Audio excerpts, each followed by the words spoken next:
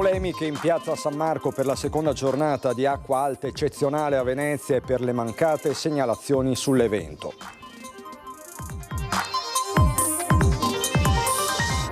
Dopo l'aggressione di un residente in via Fogazzaro a Mestre, alcuni residenti di via Cappuccina segnalano la presenza di sbandati e pusher davanti casa. Siamo esasperati, dicono.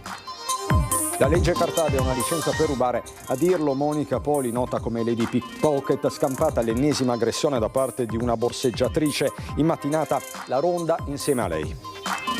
Incidente a Torre di Mosto, un camion carico di barbabietole si è ribaltato nel fossato, grave l'autista, trasportato all'ospedale con l'elisoccorso. Il questore ha disposto la chiusura del bar di Favaro Veneto, dove a Ferragosto c'è stata una violenta lite scaturita, sembrerebbe, da un apprezzamento verso una ragazza. In Veneto un anziano over 75 su 2 vive da solo. L'allarme del sindacato pensionati della CGIL: sono persone fragili in costante isolamento. Basket, l'Umana Reyer maschile è pronta a ripartire più carica che mai, con un gruppo in parte rinnovato ma pronto a fare squadra, confermato coach e staff tecnico. Bentrovati, buonasera telespettatrici, telespettatori di Antenna 3. In primo piano per questa edizione veneziana dei nostri telegiornali le polemiche davvero infuocate a Venezia, in piazza San Marco, dove appunto c'è una discussione aperta per la seconda giornata di acqua alta eccezionale e per i mancati avvisi da parte di chi di competenza. Oggi in piazza San Marco per noi c'erano Anna Maria Parisi e Sandro Ponchio. Piazza San Marco come un'enorme piscina di acqua salata dove sguazzare a piedi nudi e dove i bambini possono fare i bambini, con l'orda di turisti che si affanna per un selfie e una passeggiata in mezzo all'acqua per dire io c'ero. Venezia, mercoledì 21 agosto 2024, il salotto della città con i suoi famosi caffè, come da previsioni alle 13, è invaso dall'acqua alta eccezionale. La marea sale a 88 centimetri. Tra le polemiche e i disagi di chi, tra residenti e commercianti, si trova costretto a chiudere l'attività mandando il personale a casa anche per diverse ore. È il caso del caffè L'Avena. Noi dalla parte delle procuratie vecchie siamo obbligati a chiudere perché dobbiamo mettere le paratie.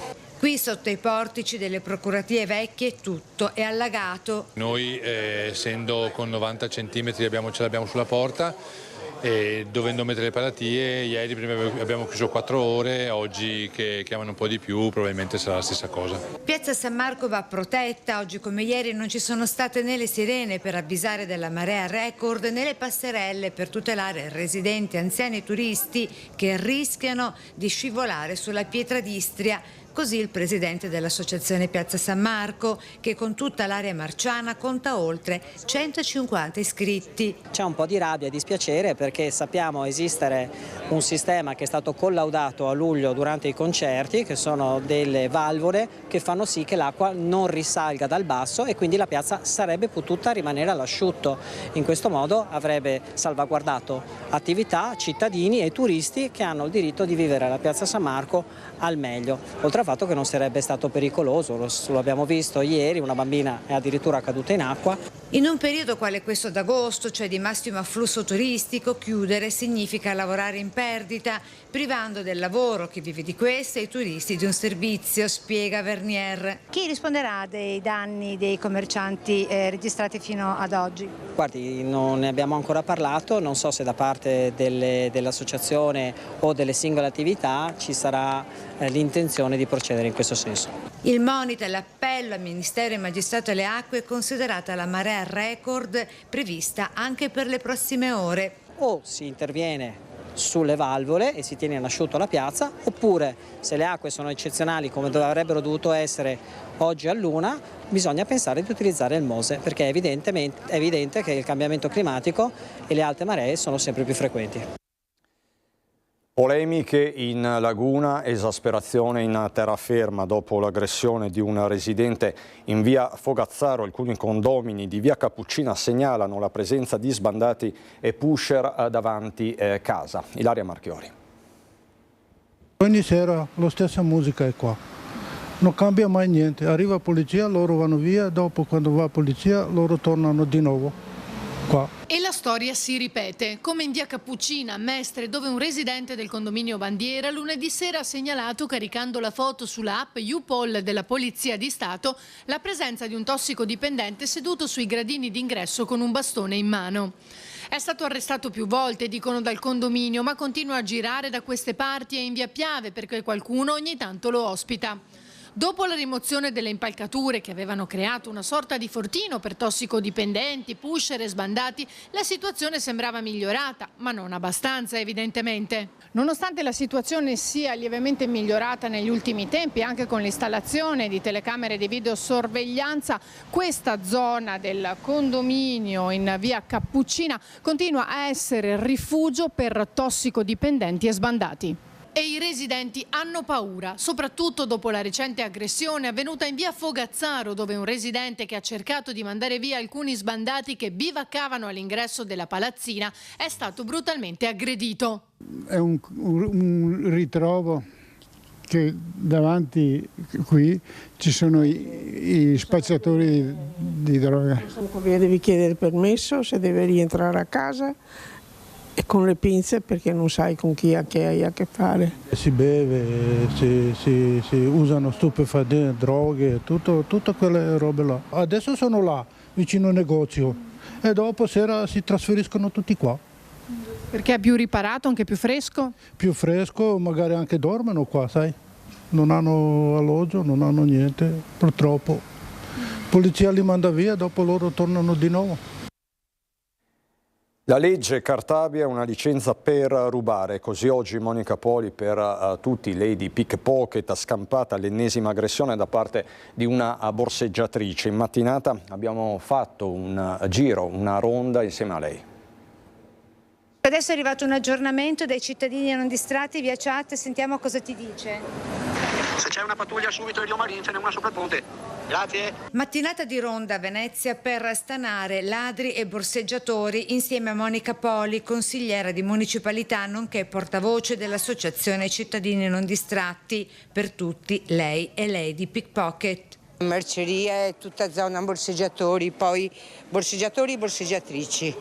Ecco, poi abbiamo in Calle Valaresso, Accademia. Commenta così l'aggressione subita giusto martedì 20 agosto in zona San Marco da Franco, dei cittadini non distratti, aggredito a colpi di botte di telefono alle mani per aver sventato un tentato furto. La violenza da parte di una borseggiatrice incinta con molti precedenti e per questo nota le forze dell'ordine. L'ennesima aggressione da parte di queste borseggiatrici sempre più violente e aggressivi, e non solo donne ma anche uomini. Lei stessa soltanto il giorno prima della citata aggressione, cioè lunedì 19 agosto, si è ritrovata ad essere una quasi vittima, riuscendo a scampare alle ombrellate punitive di questa borseggiatrice dopo che l'aveva sorpresa e bloccata sul ponte di Rialto mentre stava rubando dallo zainetto di una turista, come riporta il video giratoci da Monica Poli dopo liberatoria.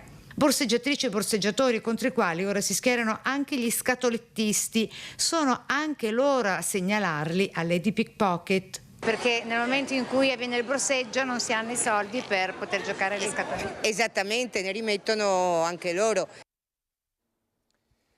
Borseggiatrici, quindi liti violente, Movida è stato un Ferragosto movimentato tra il centro storico di Venezia e nelle principali località del litorale con controlli attivati dalle forze dell'ordine. Nel corso dei servizi gli agenti in borghese del commissariato di San Marco hanno fermato nelle vicinanze del Ponte degli Scalzi 2 cittadine straniere che stavano osservando in maniera sospetta zaini e borse di alcuni turisti.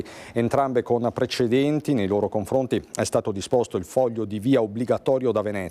Nei guai anche altre 2 borseggiatrici fermate dalla Polfer nell'area della stazione ferroviaria. Entrambe avevano violato il foglio di via e sono state per questo denunciate. Nell'ambito dei controlli la polizia ferroviaria, che ha identificato oltre 2700 persone, ha anche denunciato un cittadino italiano che si trovava nei pressi di giardini adiacenti alla stazione con cacciaviti e altri arnesi da scasso. A Jesolo, ci spostiamo sul litorale, nelle zone della Movida sono state identificate centinaia di persone, così come a Chioggia. Fermati anche 40 veicoli e ispezionati numerosi locali ed esercizi commerciali. Questo un primo bilancio del Ferragosto sul fronte dell'ordine pubblico e della sicurezza.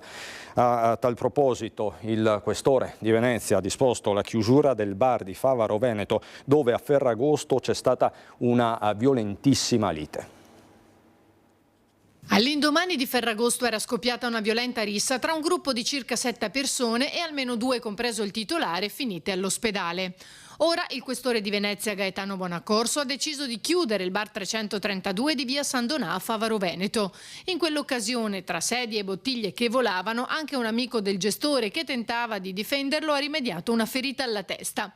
Difficile spiegare perché improvvisamente 4 persone sedute a bere e fumare in narghilè di colpo si siano alzate per avvicinarsi al banco dove è scoppiata la lite. Lì c'erano il titolare e la fidanzata. Alcuni dei 4 uomini, rivolgendosi alla donna, avrebbero dunque iniziato a fare apprezzamenti. Una provocazione non digerita dal titolare, che ha reagito. Se poi sia stata davvero quella la ragione della rissa, saranno le indagini a stabilirlo. Nel frattempo però è scattata la sospensione della licenza per 7 giorni. Sulle strade del Veneziano, del Veneto orientale in particolare, incidente a Torre di Mosto questa mattina poco prima delle 10:30, quando in via Staffolo un autoarticolato, lo vedete, carico di barbabietole, è finito rovesciato dopo la perdita di controllo del mezzo da parte dell'autista rimasto ferito. Subito sul posto i vigili del fuoco intervenuti da San Donà di Piave e da Venezia con l'autogru. Hanno messo in sicurezza il mezzo ed estratto l'autista dalla cabina di guida, che è stato preso in cura dal personale sanitario del SUEM 118, stabilizzato e trasferito in eliambulanza all'ospedale dell'Angelo di Mestre. Sul posto anche la polizia locale e i carabinieri. Queste le immagini dunque relative all'incidente di questa mattina a Torre di Mosto. Voltiamo pagina, i temi sociali. In Veneto un anziano su 2 vive da solo. Questo l'allarme lanciato dalla SPI-CGIL. Bisogna attivarsi, dicono, dal sindacato per trovare soluzioni. Si chiama solitudine e per tanti anziani rappresenta uno dei problemi più rilevanti della quotidianità. Quasi il 50% degli anziani over 75 vive in Veneto da solo. I dati sono stati raccolti dalla SPI-CGIL, che lancia l'allarme. Parliamo di 300.000 persone che, soprattutto in queste settimane, rischiano di perdere i propri punti di riferimento, sia nelle città che si svuotano, sia nelle zone più isolate dove la solitudine è ancor più marcata durante tutto l'anno.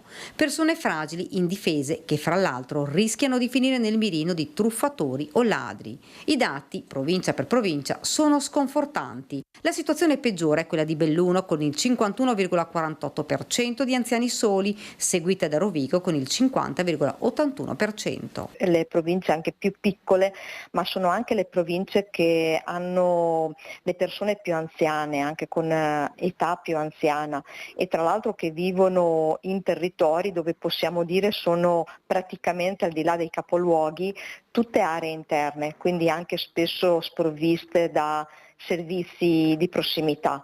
Non va meglio comunque nelle altre province, dove più o meno si attestano tutte tra il 47 e il 48%, un fenomeno che si accentua maggiormente durante l'estate e le festività come il Natale, anche se, dice, si tratta di una problematica che sta diventando sempre più quotidianità. Per alcuni anziani diventa impossibile andare a fare la spesa, continua Nicoletta Biancardi, perché il negozio sotto casa è chiuso. Può essere un'impresa anche recuperare i medicinali, per questo riteniamo necessario prevedere servizi a domicilio, ma anche trasporti dedicati a chi non può muoversi in macchina o con altri mezzi.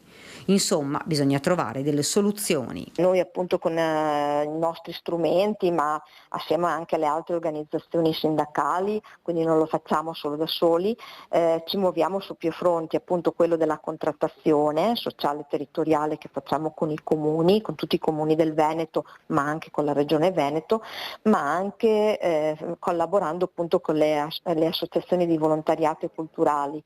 Quindi cerchiamo di naturalmente innanzitutto di capire quali sono le problematiche, poi agire per trovare anche delle risposte concrete. Non solo, ma diventa fondamentale stimolare una sorveglianza di vicinato invitando le persone più giovani a relazionarsi con gli anziani soli che abitano nello stesso condominio o nella stessa via. Di solitudine, termina, si può morire. Torna lo sbaracco, 2 giorni di fuori tutto nei negozi di Mestre. L'iniziativa promossa da Confesercenti alla seconda edizione è in programma il 30 e il 31 di agosto. I negozianti esporranno all'esterno con sconti fino all'80%, spiega Alvise Cagnello, direttore di Confesercenti. Anche quest'anno, vista la non proprio eccezionale stagione dei saldi estivi, partita a rilento e che è al di sotto delle aspettative dei commercianti, questo ultimo weekend di agosto rappresenta un rush finale dei saldi dove i consumatori potranno trovare occasioni di acquisto che per vari motivi non hanno trovato nelle settimane scorse, afferma Cagnello. Quindi l'iniziativa in programma il 30 e il 31 di agosto nei negozi di Mestre. Iniziativa, lo ricordiamo, che si chiama Lo Sbaracco. Parliamo adesso di sport, il basket. L'Umana Reyer maschile è pronta a ripartire più carica che mai con un gruppo in parte rinnovato ma pronto come sempre a fare squadra. L'Umana Reyer torna in campo per la 19ª stagione di Proprietà Umana, il 14° campionato di fila in Serie A. Confermati coach e staff tecnico, mentre la squadra è stata riconfermata per 7 tredicesimi con gli innesti di Ennis, Moretti e Fernandez in cabina di regia. Manford l'unico esordiente nel campionato italiano al posto di Tucker. Un gruppo in parte rinnovato, pronto a fare squadra. Sono molto contento essere di qua con una squadra nuova, anche dobbiamo dire tanti giocatori sono rimasti, conoscono il sistema e va a essere facile, più facile che l'anno scorso, soprattutto che questo anno cominciamo completi, con tutti i giocatori, senza infortuni. Speriamo fare un passo avanti, speriamo vincere più partite, vogliamo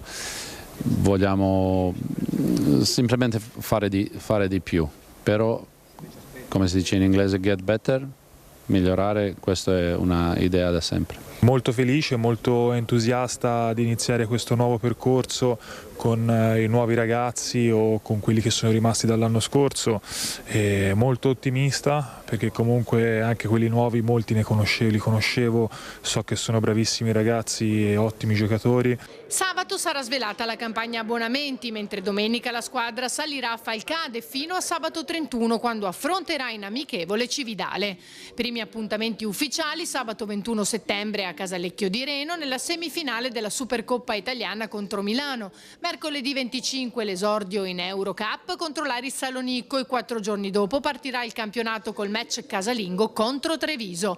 Una stagione che parte senza volersi far intaccare dall'inchiesta che si è abbattuta in città. Questo momento felice, un momento di iniziare la stagione, un momento bello del raduno, quindi queste cose si riparano in altre sedi. Noi pensiamo alla pallacanestro, al giocato, alle emozioni che vogliamo regalare ai nostri tifosi.